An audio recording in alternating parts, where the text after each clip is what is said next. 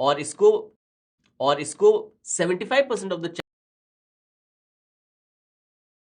75% of the chapter आपको पढ़ने की भी जरूरत नहीं है, क्योंकि करंट इलेक्ट्रिसिटी से डायरेक्ट एनालॉजी ले सकते हैं। ठीक है, तो अगर आप रेडी हैं तो स्टार्ट करते हैं ये सेशन, और ये रहा पहला क्वेश्चन।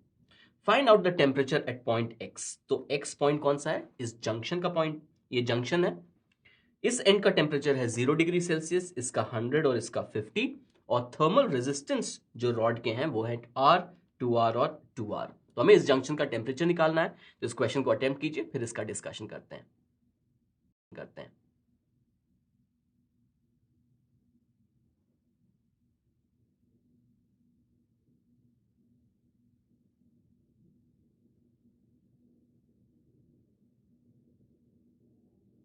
और एक और बात, ऑब्वियसली हम बात कर रहे हैं स्टेडी स्टेट की।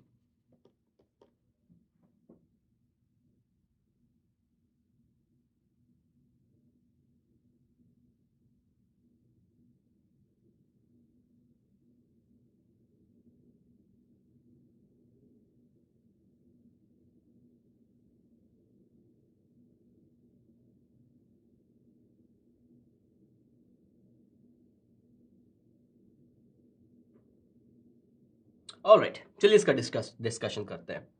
तो की कॉन्सेप्ट क्या है कि अगर कोई कंडक्टर है हमारे पास, उसका एक एंड T1 टेम्परेचर पे है, दूसरा एंड T2 टेम्परेचर पे है, तो जो हीट ट्रांसफर होता है जिसको हम कहते हैं हीट करंट, ठीक है, उसको IH से डिनोट कर सकते हैं, कभी Q से डिनोट करते हैं। ठीक है, तो हीट करंट जो होता है वो क्या होता है? वो होता है T1 माइनस T2, जो कि टेम्परेचर डिफरेंस है, डिवाइडेड बाई R। और R क्या होता है? R होता है थर्मल रेजिस्टेंस। तो थर्मल रेजिस्टेंस क्या होता है? थर्मल रेजिस्टेंस किसी कंडक्टर के लिए अगर उसका यूनिफॉर्म क्रॉस सेक्शन है तो उसका थर्मल रेजिस्टेंस हो जाता है L डिवाइडेड बाई KA। तो L होता है लेंथ, A होता है एरिया ऑफ क्रॉस सेक्शन, और K होता है थर्मल कंडक्टिविटी। ओके, तो ये जो कहानी है ये बहुत सिमिलर है किसके? I is equal to V by R के। यानी कि जो जो करंट में होता है वो सारी चीजें हम एनालॉजी लेके हीट ट्रांसफर में कर सकते हैं, कंडक्शन में कर सकते हैं। ऑलराइट, तो अब क्या करना है? आप सिंपली इस क्वेश्चन को सॉल्व करते हैं। तो अगर जंक्शन का टेम्परेचर निकालना है तो बेसिकली जंक्शन के बारे में हम क्या कह सकते हैं? जंक्शन के बारे में हम ये कह सकते हैं कि जो भी नेट करंट होगा रीचिंग और coming out of the junction, ठीक है, वो क्या होना चाहिए? वो 0 होना चाहिए, किरचॉफ्स जंक्शन लॉ। तो वही अप्लाई करते हैं।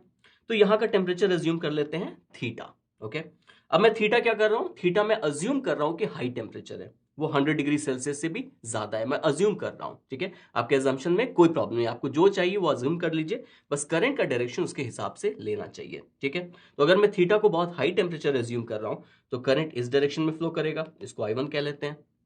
यहां करंट इस डायरेक्शन में फ्लो करेगा, इसको I2 कह लेते हैं, और इसको I3 कह लेते हैं। ठीक है, तो मैं क्या कह सकता हूं? किरचॉफ्स लॉ यूज करके मैं कह सकता हूं कि I1 plus I2 plus I3 should be equal to 0। तो अब सिंपली इसको सब्स्टिट्यूट कर देते हैं। तो पहला I1 के लिए हम लिख सकते हैं theta minus 0 divided by R। I2 के लिए हम लिख सकते हैं एक theta minus 100 divided by 2R।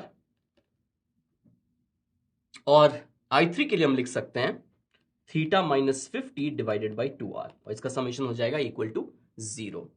यानी कि अगर इसको 2 से मल्टीप्लाई और डिवाइड कर दिया, ठीक है, तो 2R 2R और 2R, ठीक है, तो 2R, ठीक है, तो 2R 2R और 2R उधर, ठीक है, तो 2R 2R और 2, ठीक है, तो 2R 2R और 2R, तो 2R 2R और 2R, तो 2R 2R और 2R उधर जाके 0 हो जाएगा, जाके 0 हो जाएगा, 0 हो जाएगा, तो 0 हो जाएगा, तो मेरे पास बचेगा 0 हो जाएगा, तो मेरे पास बचेगा 0 हो जाएगा, तो मेरे पास बचेगा हो जाएगा, तो मेरे पास बचेगा 2 थीटा जाएगा, तो मेरे पास बचेगा 2 थीटा, तो मेरे पास बचेगा 2 थीटा प्लस, तो मेरे पास बचेगा 2 थीटा प्लस, तो मेरे पास बचेगा 2 थीटा प्लस, तो मेरे पास बचेगा 2 थीटा, मेरे पास बचेगा 2 थीटा प्लस थीटा, मेरे पास बचेगा 2 थीटा प्लस, पास बचेगा 2 theta plus theta minus 100 plus बचेगा 2 थीटा प्लस, बचेगा 2 थीटा प्लस थीटा, बचेगा 2 theta plus 2 theta plus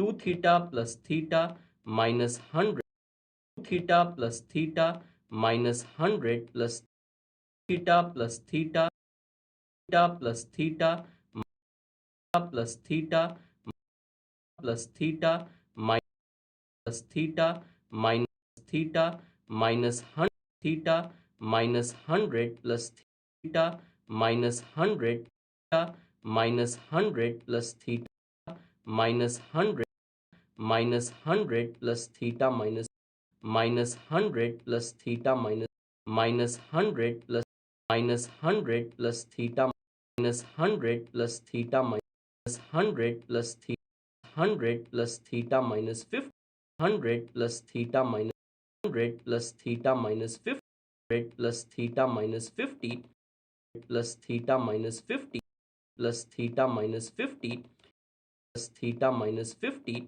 is equal to theta minus 50 theta minus 50 theta minus 50 is minus 50 is minus 50 is equal to minus 50 is equal to 0. अब सारे theta को साथ में ले आते हैं. 50 is equal 50 is equal to 50 is equal to 0. 50 is equal to 0. अब सारे theta is equal to 0 is equal to 0 is equal to 0 is equal to 0. अब सारे थीटा को साथ is equal to 0. अब सारे equal to 0. अब सारे थीटा को साथ में ले आते हैं. equal to 0. अब सारे थीटा to 0. अब सारे थीटा को 0. अब सारे थीटा को साथ में ले आते हैं. 0. अब सारे थीटा को साथ में ले आते हैं. तो 4. अब सारे थीटा को साथ में ले आते हैं.